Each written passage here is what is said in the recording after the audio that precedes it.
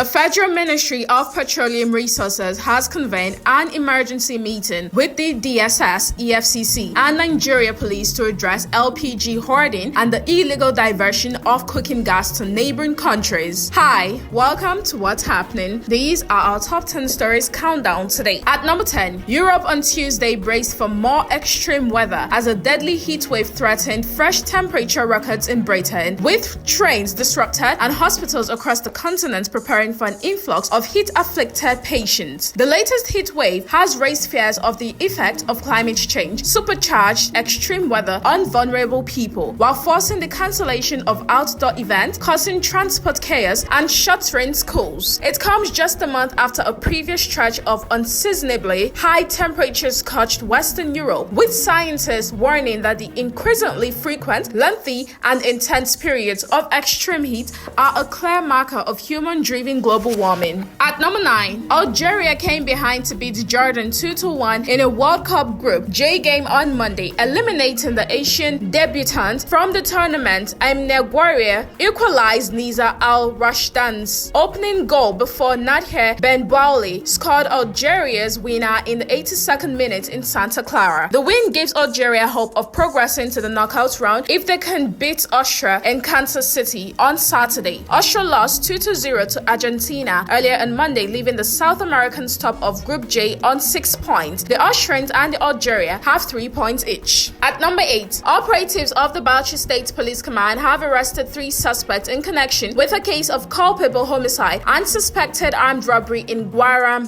Town, Al-Kalari local government area of the state. The command spokesman, SP Nafiu Habib, disclosed these in a statement issued on Tuesday. According to him, the suspects were arrested following an investigation into a report lodged at the Al-Kalari Divisional Police Headquarters on March 7, 2026. He said one of the suspects, identified as Mohammed Umar, popularly known as Gigi, aged 25, was apprehended on June 19, 2026, while in possession of a motorcycle belonging to the deceased victim. At number 7, the United States has deported a Nigerian national, Ayodeji Ajayi, following multiple criminal convictions, including domestic violence, as part of its ongoing immigration enforcement efforts. The U.S. Immigration and Customs Enforcement disclosed this in a statement posted on its official X account on Tuesday, saying Ajayi had remained in the country illegally after entering on a student's visa nearly 2 decades ago. The agency attributed the deportation to the immigration enforcement policies of President Donald Trump. At number 6, a former governor of Delta State, Ifeanyi Okowa, has reportedly sought his international passport held by the Economic and Financial Crimes Commission, the Punch has learned. Sources within the anti-graft agency said the former governor visited the commission's office on Awolowo Road, Lagos, as part of efforts to retrieve his travel documents to enable him to attend to medical issues abroad. The former governor was arrested on November 4, 2024, and subsequently questioned at the Port Harcourt Zonal Directorate of the Commission. A source familiar with the development said the former governor's visit to the Lagos office was connected to ongoing discussions regarding the release of his passport. At number 5, Africa remained an area of persistent flaring, with Nigeria, Libya, and Algeria flaring more than 25 BCM of gas in 2025, despite widespread power shortages and efforts by several governments to expand domestic gas use. The World Bank's Global Gas Flaring Tracker, reported by Reuters, noted that global gas flaring rose to a 6-year high in 2025, driven by increases in Russia and Iran. This is as Nigeria's upstream regulator, Nigerian Upstream Petroleum Regulatory Commission, said its meter data shows about 6.8 BCM of gas was flared in 2025, slightly below the World Bank's 6.6 BCM estimates. At number 4, in what it describes as a final opportunity for operators to comply with new service standards aimed at improving passenger experience across Nigerian airports, the Federal Airport Authority of Nigeria said it is considering extending the deadline for airport cab operators to upgrade their vehicles until October 2026. The authority disclosed this in a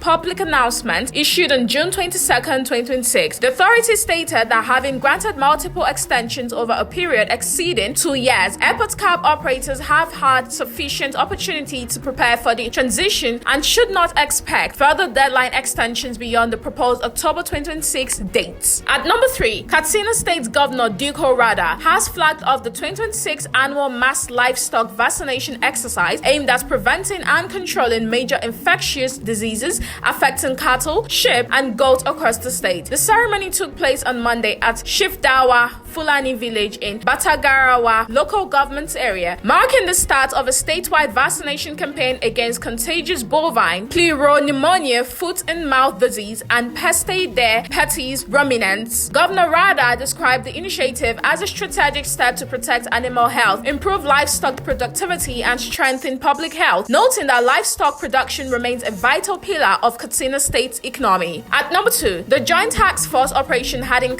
said it has rescued 47 persons, mostly women and children, who were held captive by ISWAP terrorists in Kangarwa, Kukawa local government area of Borno State. The acting military information officer of the theater command, Captain Mohammed Musa, in a press statement stated the significant humanitarian success was recorded on Saturday, June 20th, 2026, during a combined military operation that forced the insurgents to abandon the victims. At number 1, the Federal Ministry of Petroleum Resources has convened an emergency stakeholders engagement, including the Department of State Services, the Economic and Financial Crimes Commission, and the Nigerian Police Force to address liquefied petroleum gas hoarding and diversion to neighboring countries. A statement by the Nigerian Midstream and Downstream Petroleum Regulatory Authority on Monday stated that the move followed the recent increase in LPG prices and developed coordinated measures to improve supply, affordability, and market stability across the country. That's all for today. See you next time on What's Happening.